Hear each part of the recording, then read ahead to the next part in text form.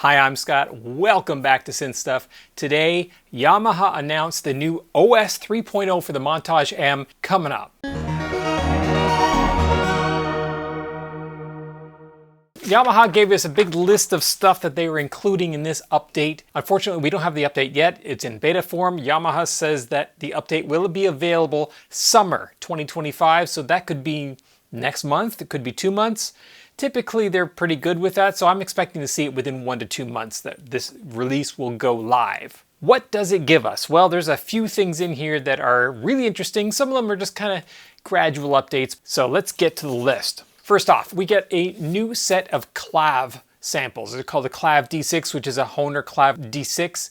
The D6 has a whole bunch of different pickups in it, and on the original Clav, you could select between the different pickups to give it different sound. Well, they have sampled all those different pickups, so now in the new Clav samples you can switch between the different pickups to give you a more realistic sound of the original Hohner Clavinova. We have some new effects. Yamaha was the originator of the FM synthesizer. You remember the very first FM synthesizer from Yamaha, right? No, not the DX7, the GS1. The GS1 was the original FM synthesizer that predated the DX1. It looked kind of like a grand piano. The GS1 was kind of like the CS80. It was really expensive, so it had a limited run, but it was used by some big name artists like ABBA and Toto and Vangelis. They all used that GS1, that original FM synthesizer from Yamaha. And it had this ensemble and tremolo effect in it that really altered the sound. I don't know why they didn't include that in the DX7. Maybe it was a cost issue, but that effect has now been added to the Montage. So you have that original effect, and you could put that on your FMX sounds and give the GS1 tremolo and ensemble sound to your DX7 patches. And of course, the CS80 was that huge behemoth analog synthesizer from Yamaha, and because it was entirely analog, it had analog features like ring mod. You can't do ring mod on a digital synthesizer with samples because it actually involves changing the waveform of a sound. Or can you? Actually, you can when it comes to the Montage, and I'm surprised to see that version 3.0 of the Montage OS includes an emulation of the original CS80 ring mod. How do they do that? Well, ring mod actually takes two different oscillators and it uses one to modify the other. I suppose we could do that in ANX, but this is an effect that works on anything, including AWM2. So how do they do that? The effect itself contains the second oscillator. So they can use that ring mod oscillator inside the effect itself as the second oscillator in order to apply the ring mod effect to whatever else is coming through that effect. Very clever. So we get ring mod on our Montage for anything, including FMX or AWM2, anything. And I suspect you could even do it on external audio in. I don't see why you couldn't. Interesting idea, but it's a really good way that they've managed to shoehorn ring mod into a digital synthesizer which otherwise wouldn't be able to do it. Another new effect, this one's kind of interesting. It's probably going to fly over the head of some people, but it now has an EQ and compressor that can be applied to mid-side. Now, what does that mean? Well, in your audio stereo signal, you have your mid channel, which is what you hear, which is more or less the same in both channels, and you have the side channel, which is what you hear in the stereo outside. And you can actually separate those. If you have a mid-side processor, then you can apply effects only to the center channel. Say you wanted to add reverb to a vocal, and the vocal is centered in the middle, well, you could apply reverb to that mid channel, and it won't add reverb to the sounds that are out on the sides. Why would you want to do this? Well, things like kick drums, bass lines, you typically want those dead in the center in your mid channel. You don't want that on your side channel. So using this new compressor and EQ, you could EQ down the bass from your sides to ensure that that bass is locked solid in the middle and isn't muddying up your mix. It's kind of something that you would normally do in a DAW, but having the ability to have your synthesizer fix that sound before it even comes out of the synthesizer is great. Like I said, probably not going to be a lot of use for some people, but for sound designers, this is a big one. Scenes. We have new functionality for our scene buttons. Previously, scenes allowed you to change a number of different options in the current performance. We've added a few more things. Right now, if you have a split, you could say I want part 1 on these 2 octaves, part 2 over here, part 3 is going to be layered with part 4 over here across your key bed. That's set for performance. But now you can actually do that as part of the scene. So if you want your organ to be up here, but for scene 2 you want the organ all the way down all of this, you can do that. And if you want, say, these 2 things separate here, but then in scene 3 you want them layered, you can do that.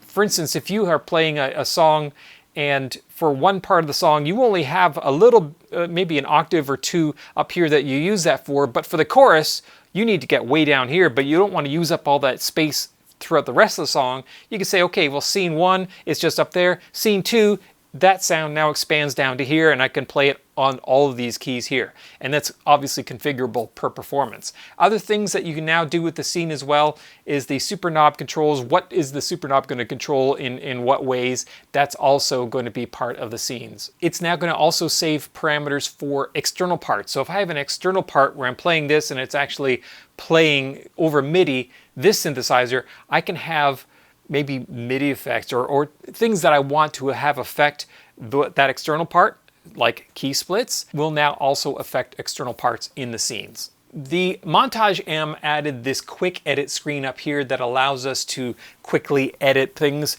Originally it was used just for the ANX engine, but as they've added more and more things in here, they've added more of the parameters to show up in the quick edit because it makes it quick and easy to adjust things without going through menu diving on the main screen. OS 3.0, they've added effects parameters. So if you're editing an effect, you get those effect parameters showing up on your quick edit screen that makes it easy to quickly edit those parameters in that effect. So it just makes it easier for editing. I suppose you could do that for performance as well because you're going to have your effects parameters just showing up as an option here. So if you're playing and you want to change the reverb tail, you could do that fairly easily just with your quick edit section up on the top here. Individual parts inside of performance have an LFO, a part level LFO. That LFO has a number of destinations. OS 3.0 adds more destinations for both the FMX and the ANX engines, so there are parameters within those engines that can be modulated by the LFO inside the individual parts. Probably something of interest mostly to sound designers, but it does add additional functionality and flexibility in being able to directly modify or modulate the engine producing the sound from that part. DAW Remote, we finally get DAW Remote for the ESP. Of course, Yamaha is bringing out a version 3 ESP that matches the OS 3 in the Montage, and now we have a DAW Remote mode where we can actually control ESP on your computer from the control surface here. We haven't had that before. You could transfer sounds back and forth, but you actually had to play ESP from either here, but you actually had to modify the parameters on the computer. Now you can directly go in and modify the parameters in the ESP 3.0 instance from the control surface of the Montage. This is an interesting one, and they're calling this a feature. I'm calling it a bug fix. SSS, or seamless sound switching, is the effect where the Montage is playing one sound that might be tailing off. Maybe you have some strings with a long decay on them, and then you want to switch to a different sound. So if I'm in my live set, for instance, and I'm on piano here, and I don't have it, my audio turned on, but if I was in a piano and it's tailing off, I might have my pedal pressed and I could switch to a different sound, and the first sound will continue tailing off and I can start playing the new sound. That's always been a part of both ModiX and Montage. But there is a problem, and it's really a bug, and that bug is that some of the performances have effects that make noise. A good example is the turntable one. It overlays the sound with like a scratchy turntable noise. Well, that's great if it's part of what you're playing. If you're playing like a honky-tonk piano with the turntable noise behind it, it's part of the sound and it's what you're playing. So now let's say I'm playing the honky-tonk piano and I'm playing something, I'm holding the pedal down, and now I'm switching to a different sound. And the first one is still tailing off, but it's still playing that turntable noise because it's part of the original performance that's still playing. And now I'm playing the new one, but it doesn't actually stop playing that noise because in the background that effect is still running on the original sound. And that noise will continue until you've switched to another performance, and now the first performance entirely gets wiped out, along with it those effects. But that turntable noise, or whatever noise is being continued, is part of the new performance, even though it's not supposed to be. So the new feature allows you to set the amount of time, the maximum amount of time that the seamless sound switching will run before it just then cuts off.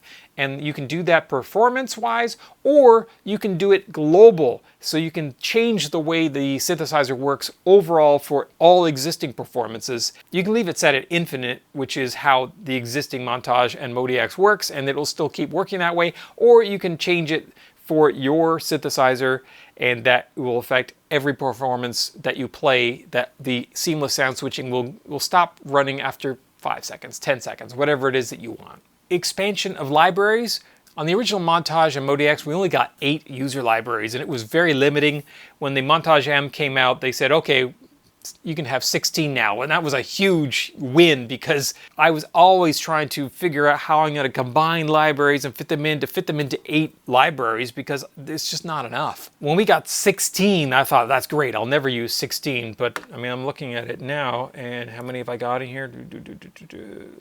15. I've got 15 libraries loaded in here, so clearly whatever they give us, we're going to use. However, the new OS 3.0, they bumped that number up to 24. So now we have another 8 libraries, slots that we can use to load libraries in, and we have lots of memory in these units, so that's great. Ribbon view. We have this ribbon down here that we can use. The screen now allows you to see that ribbon and actuate the ribbon on the screen. I think they probably did that for ESP, and that's the reason they put it in there, but it's a feature now that we have. All right, now the big ones. These are the ones that people have been asking for forever. I don't know why it took them this long to do it, but we have the live set here, which is your screen of 16 performances. And the idea being that you can just quickly change between performances. Maybe this is your set list, and each of these is a different song, and then your setting, or your scenes rather, are different parts in that song, and then once you're done that song, you go on to the next song. That's what the live set is for. The problem is, how about when you want to change your live set, when you want to change your set list? There's no good way of doing it. There's no way of editing your existing live set. So that's a huge miss on the part of the Yamaha. And I don't know why they haven't fixed this before now, but now for your live set screen, you can now insert, remove, and have them close up, or you can delete them off the screen. You can edit your live set screen. Thank you, Yamaha. Also allows you to trigger not just switching performances, but you could put songs in there. You could put audio files. So if you have a backing track, you could just hit that and play the backing track, and it will actually play that backing track. So that's something that's really been focused for live performance functionality on the live set screen. And of course, like every Montage OS update, we get a bunch of new performances, 60 new performances from all the Montage sound designers. I'm really anxious to see what my buddy Dom Segalis has added to this time, because his stuff is always fantastic. I'm anxiously waiting the OS 3.0 for the Montage M.